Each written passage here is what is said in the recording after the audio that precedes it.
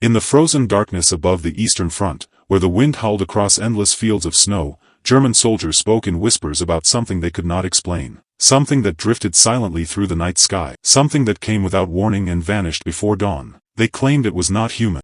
They claimed it was magic. They called them Die Nachtwechsen, the night witches. But these were not witches. They were young Soviet women, many barely in their 20s, flying fragile, open-cockpit biplanes made of canvas and wood, with no radios, no armor, and engines so weak they could barely lift their own weight. Yet these women would become one of the most feared air regiments of the entire war, haunting German camps so relentlessly that some soldiers reported hearing them even when they weren't there at all. Their real name was the 588th Night Bomber Regiment, but history would remember them as the Night Witches, the women who fought the darkness with courage brighter than any flame. Most of these women had never flown combat missions before the war. Some had barely finished high school. They were farmers' daughters, students, factory workers, shop clerks.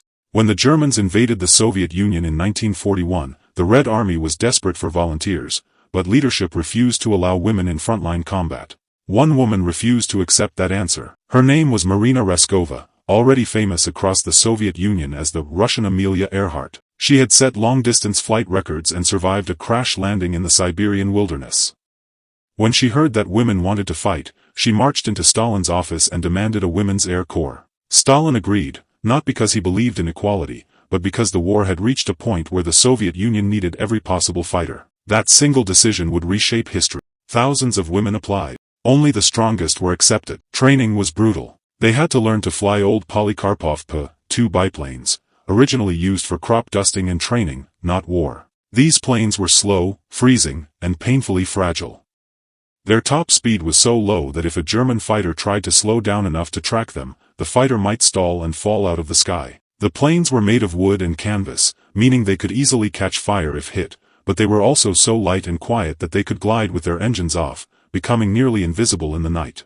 Every mission was flown in complete darkness. No radar. No navigation equipment. No parachutes early in the war, because the aircraft couldn't lift the extra weight. The women flew low, often right above treetop level, guided only by memory, moonlight, and instinct. Each plane carried only 2 small bombs, so to make a real impact, they had to fly multiple missions per night.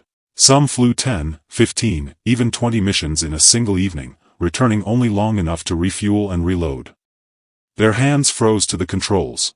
Their faces cracked from the wind. Sometimes, they warmed their engines with their own bodies just to get them started. When they approached a German target, they used their most terrifying weapons, silence. They cut their engines, glided the last stretch through the dark sky, and released their bombs without making a sound, except for the faint whisper of air flowing over the wings. To German soldiers below, it sounded like the soft, eerie brush of a broom sweeping across the night sky, like a witch passing overhead. And then, the world exploded. The Germans were shaken not only by the bombs, but by the idea that their enemy did not sleep, did not fear the dark, and did not stop coming. Soldiers began to panic at sunset, because night no longer meant rest. It meant the witches would come. They tried to shoot them down, but the P-2 could turn so sharply and fly so low that hitting them was nearly impossible. Anti-aircraft guns designed for fast, steel-built fighters struggled to track something so small and slow. The women used the plane's weaknesses as strengths, dancing through gunfire like shadows dodging flame. Yet every mission was deadly. The women flew without armor, so a single bullet could rip their planes apart. They carried maps written on scraps of paper. Their cockpits were open to the air, meaning at high altitude, temperatures could drop to -30°C. Frostbite was constant. The wind roared so loudly that they had to communicate through touches and hand signals. Their uniforms were oversized men's uniforms. Their boots did not fit. They had to stuff rags into the toes just to keep them from slipping off. They were mocked, dismissed, underestimated not only by the enemy, but by their own side. Still, they flew. One pilot, Irina Sabrova, flew over 1,000 night bombing missions, more than almost any male pilot in the war.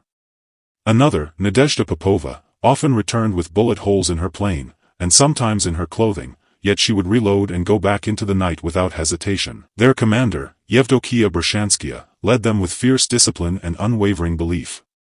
She knew the truth: they were rewriting the rules of warfare.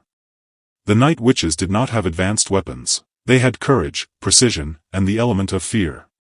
They destroyed supply depots, fuel stations, transport convoys, artillery positions, and bridges.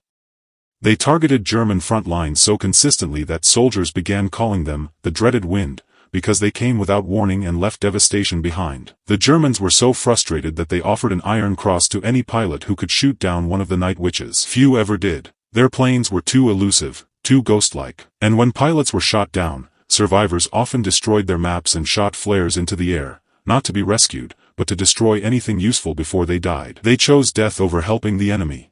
But even ghosts bleed. The war took its toll. Dozens of the night witches were lost. Planes burst into flames. Some crashed in forests, others vanished into the endless night. Yet the regiment never broke.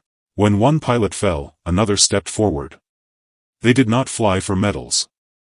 They flew for their homeland, for each other, and for the quiet promise that tomorrow, someone somewhere would wake up alive because they did not give up. By the end of the war, the night witches had flown over 23,000 missions, dropping more than 3,000 tons of bombs on German forces. They helped push the Nazis back across Eastern Europe. They supported major offensives that broke German supply lines and crippled morale.